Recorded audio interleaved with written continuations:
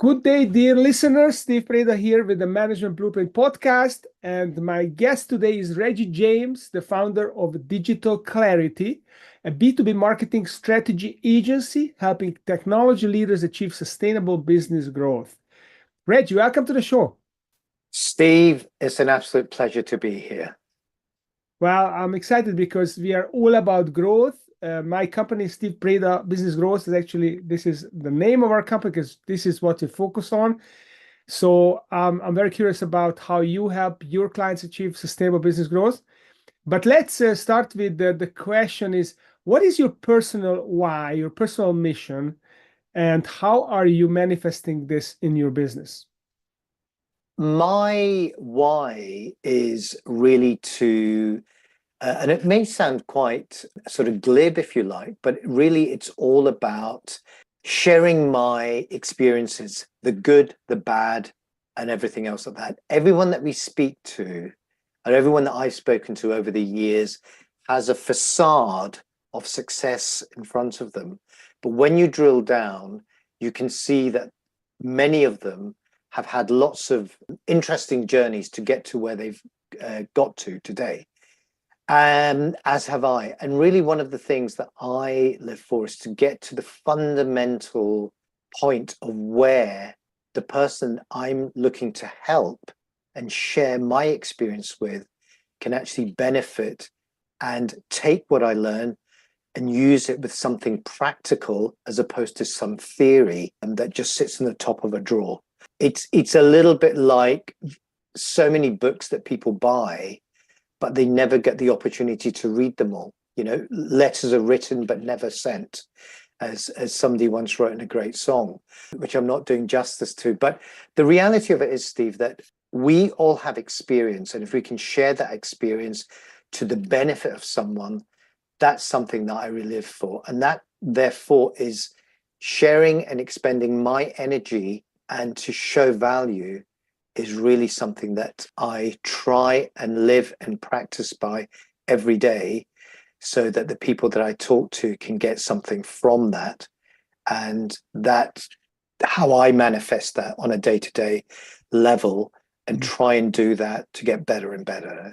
Hopefully that makes sense. That's interesting. I mean, my parents always used to say, learn from other people's mistakes, not from your own, right? And Yeah, what you're doing is you're helping people learn from your mistakes. I mean, I do the same thing. I made so many absolutely. mistakes in my career, and now they becoming the biggest liability. I'm turning them in the biggest asset because people can relate to situations, and they say, "Oh wow, I can avoid that landmine," and that's valuable to me. 100%, Steve. And I think more recently, I saw Gary Vaynerchuk, Gary V, talking about embracing failure, embracing the challenges. And he talked about a video that he'd seen of Mike Tyson talking about being very rock bottom. He said, when you're winning, you learn nothing. When you are going through the struggle and you embrace it, that's where you have the real learning. That's where you find your inner energy and your inner strength. And really, all the great, you show me a successful individual. It could be a brain surgeon, it could be a doctor, it could be a businessman, an entrepreneur. And I will show you someone who's actually failed more times than anyone else, but they just keep fighting through. I think it was Winston Churchill who said, success is going from one failure to another without losing faith. And I think that's really what I try and do. I think it's losing enthusiasm. And actually, this is funny. Without losing enthusiasm. That's the one. That's the one. Because I had the call this morning with my team, and the icebreaker was, "What is your favorite quote?" And this was my favorite quote. How interesting. That's great. Well, I should have got it right. Had I known that, I would have rehearsed it. But it is a very, very powerful quote, Yeah. and he was a very, very interesting character. There's a lovely place called Blenheim Palace here in England, which is where, and when you see it, you think, oh my goodness. And he was born there. So he was destined for greatness just by his people talk about nurture and nature. I think he had the benefit of both. Yeah, So but he went through struggles. I mean, he was very successful after the Boer War when he came and he escaped, and he wrote a book and became a member of parliament. He was in his early 20s, and he was kind of a darling of the Conservative Party, the Tory Party. And he then was. he went into the dungeons of failure. After Gallipoli, he was completely kind of pushed out of public life, and he was still an MP, but he made some mistakes. And up until the mid 60s, when he became prime minister, he was basically had 3 or 4 decades. He got hit by a cab in New York. He almost died, and Yes, yes. and he embraced the wrong side of the royal family. So lots of things that he did wrong. Lots of things. And to think after the war, he lost the election, having taken the country through whatever, and this great leader. And I think there is a little bit of revisionist history sometimes about when we look with sort of rose-tinted glasses at great leaders. You're obviously a Churchillian, I can tell, because of your interest in the subject. But ultimately, there have been some wonderful books written about Winston Churchill, all of them. But it just shows the frailty that even of such a great leader, that his vulnerable side was sometimes the ones that carried him through, rather than just his very strong leadership side, but also the power of oration, how he could actually talk with such pace and strength, and sometimes lean in. They're absolutely wonderful. So many lessons to learn from somebody so strong in history. So yeah, absolutely. Great way to start. Yeah, So, yeah. Here's my favorite. But let's go back to the subject, because I think indeed, you got some really cool stuff to share with us, with our audience here. Particularly, we are a podcast about frameworks, blueprints, and have developed the four-step blueprint for revenue acceleration. Now, who doesn't want to accelerate their revenues? So can you share with the audience what is that framework, and maybe how it evolved recently as well, because you mentioned that it did. Absolutely. So just to go back a little bit, I've been involved in the early stages of the internet for quite some time. I'm really showing my age here, Steve, but I used to work for a business called Alta Vista, a search engine, and I've been involved in the marketing and advertising business for quite some time. So everything I've done is all about using communication as a means to drive revenue growth. And over the years, when we launched Digital Clarity over 2 decades ago, we saw that just before the pandemic, the digital marketing marketplace, if you like, was becoming very, very commoditized. Suddenly, people were doing a half-day course on LinkedIn and saying that they were gurus, and then somebody, an established B2B tech business or leader would take that person on board based on a very slick campaign, take that person on board, and really we would be called in to undo the bad work that was done. And we realized very quickly, and we were also working with some very, very big brands like Xerox and a whole variety of Workfront, who are now bought by Adobe, a whole variety of different big companies, showing them real value.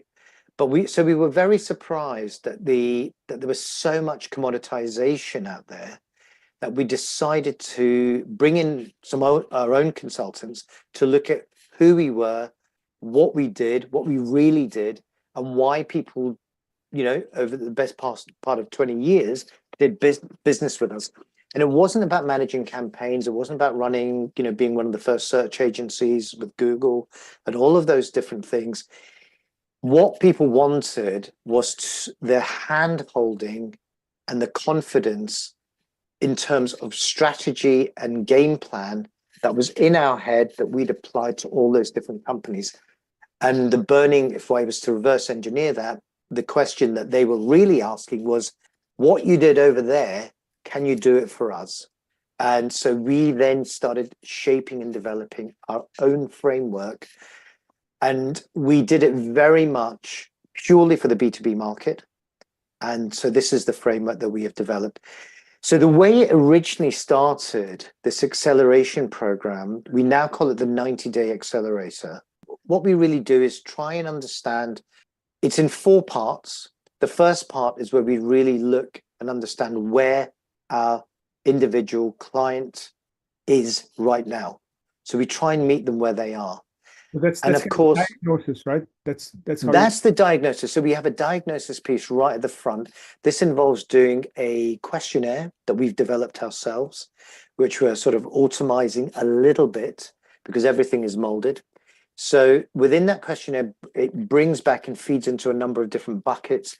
And from that, we then do a diagnosis workshop or a series of workshops. And they're normally centered around 4 core areas, which are marketing, sales, product, and internal communications, because normally they are the 4 core areas that we do. So we'll where possible, every company is different and every company has a different sort of approach, but these are the 4 core areas that we try and focus on. Everything is anonymized. We get people to talk within the questionnaire before we do the diagnosis, but then within the diagnosis, we have a series of frameworks that we follow where we share the findings of the questionnaire and then quite cleverly lead them down to find where the gaps are, where the bottlenecks are, what problems they're feeling, what the challenges are, how leadership is, etc., etc. Very openly, very candid, all in a safe environment, Chatham House rules, and we go in. And normally this is done at board level, director level, stakeholder level.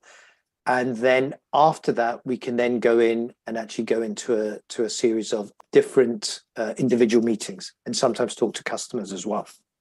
And then after the sorry, yeah.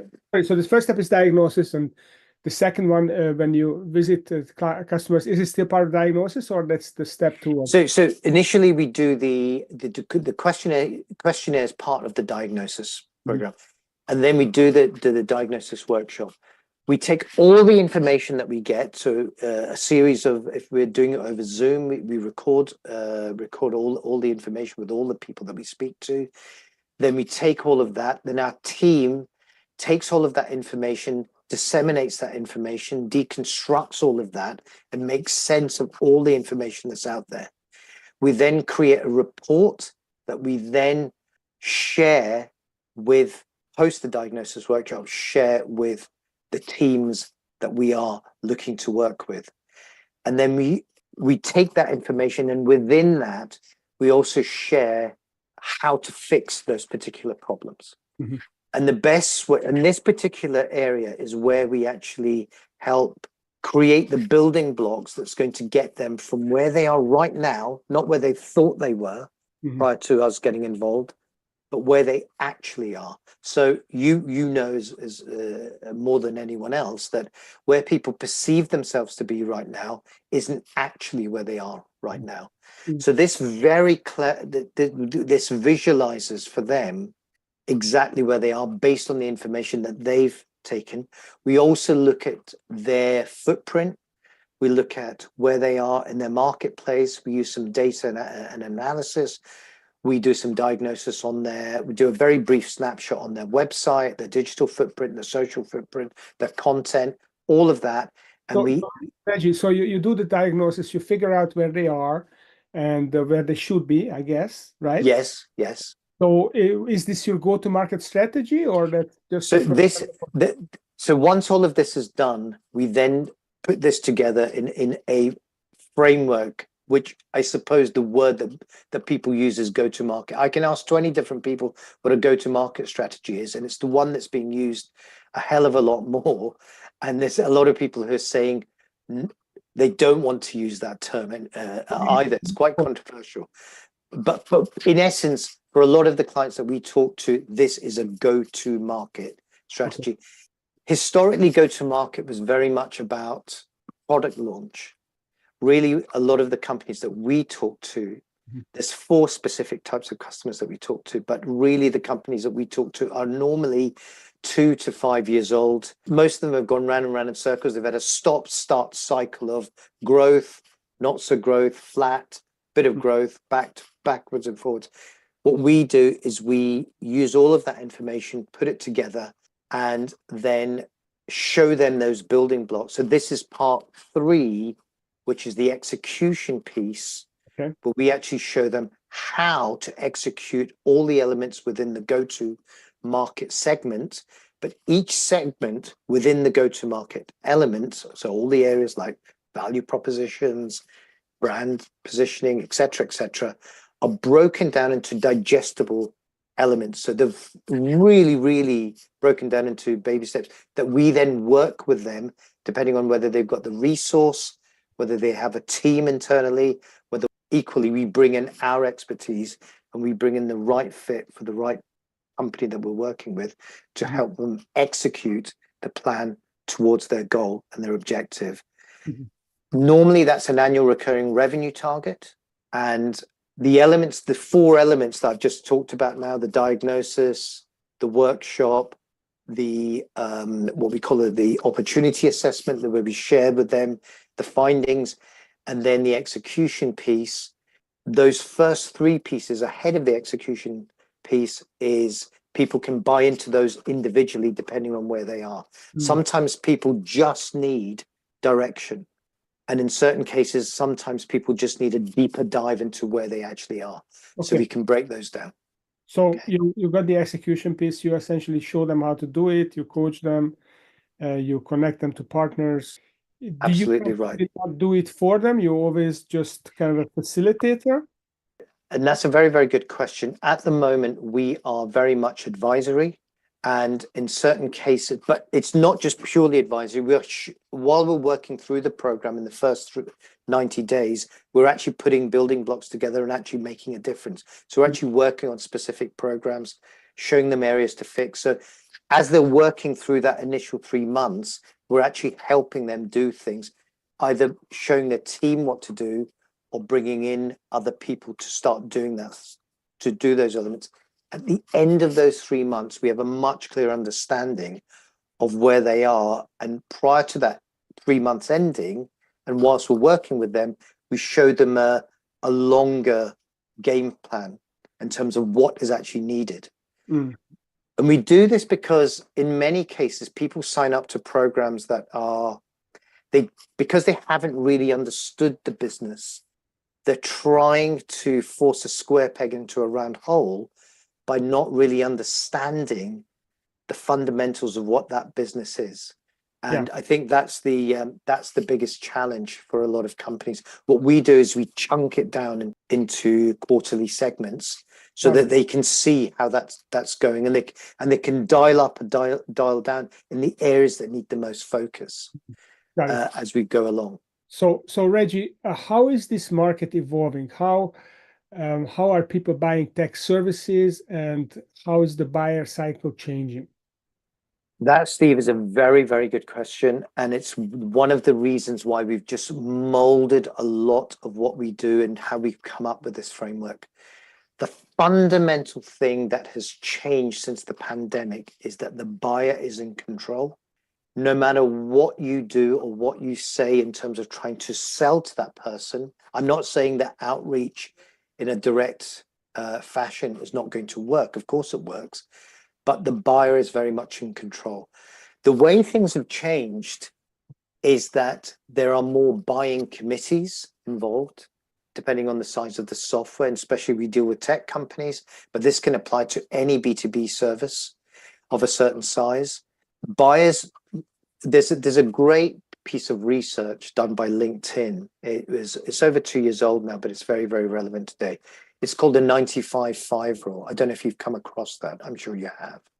But for your listeners and viewers, this means that 95% of people that are out there in the market, only 5% are actually in play, i.e. 5% know they have a problem and are actively in play looking for a solution. The 95% of those people, a large chunk, almost 45 to 48%, don't even know they have a problem yet. So trying to sell to that group of individuals there is no point. And then the remainder of that group, sort of 30% around that, are people evaluating who they should be using. They understand that they have a problem, but they themselves internally are saying, we need to fix this problem. Who can we speak to? And the people, and this process can take can take quite a lot of time. So that's another thing that's changed quite a lot in terms of how people buy, is they're taking a lot more time. There's a lot more people involved in the decision-making process.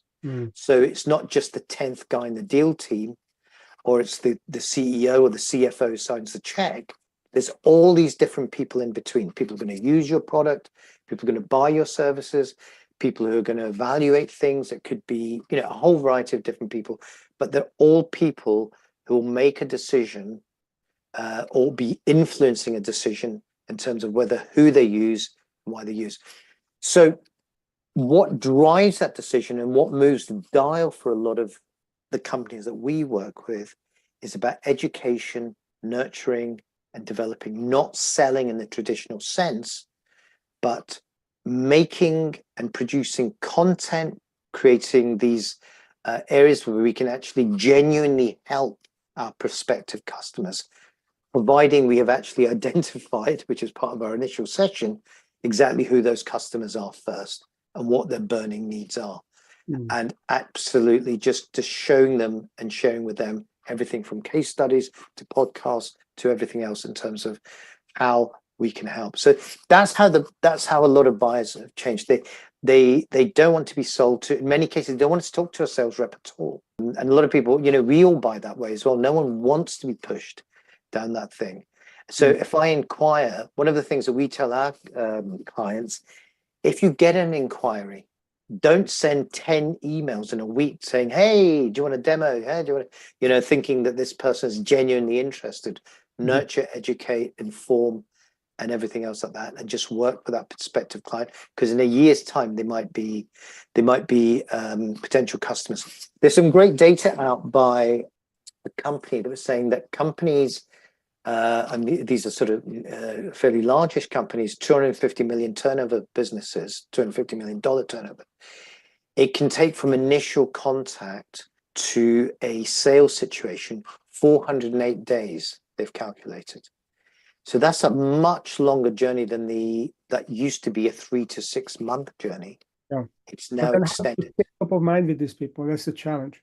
How do you stay top of mind with them? So this is where we create these genuine, strong content pieces, looking at the touch points, looking at creating communities sometimes, so that they can have a safe environment where we can get groups of, say, for example, if we're looking at talking to CIOs, we want to make sure that we can create sometimes a safe forum where they can share ideas of the challenges they have, creating content that specifically deals with some of the challenges, talking to other people who are CIOs, who've bought other things, but never, ever saying, come and buy us, genuinely trying to help people to actually say, this is a scenario that happened, this is the challenge that we had, this is how we addressed it, and this is where we are today in our journey in trying to do that, and conveying that along a number of different channels. All right. So Reggie, what I'm hearing is your blueprint, the revenue acceleration blueprint, is diagnosis, the questionnaire, and then do a workshop to go deeper, then develop this strategy. You might call it a go-to-market strategy, and then help execute. And you've got this 90-day program, and then you see the longer-term journey and how you're gonna help them along the way. So, if people would like to learn more about digital clarity and what you do, where should they go, and how can they find out more and connect with you? Thank you very much, Steve. It's digital-clarity.com is the website. You can actually also just type my name into LinkedIn and you will find me there. And you can also reach Digital Clarity on LinkedIn as well. There are 2 platforms that we live on. So please reach out to me over there. And I'd love to have a chat with you. So yeah, thank you. Okay, so Reggie James, the founder of Digital Clarity, B2B marketing strategy agency for technology companies. Thanks for coming on the show and sharing your process, your blueprint, and your failures with some of the clients as well, which is a great thing because they can avoid them then, hopefully. And for those of you listening, stay tuned, follow us on YouTube, follow us on LinkedIn, and give us a review on Apple Podcast if you can. That really helps us. So thanks for coming, Reggie, and thanks for listening. Thank you very much, Steve. It's been an absolute pleasure.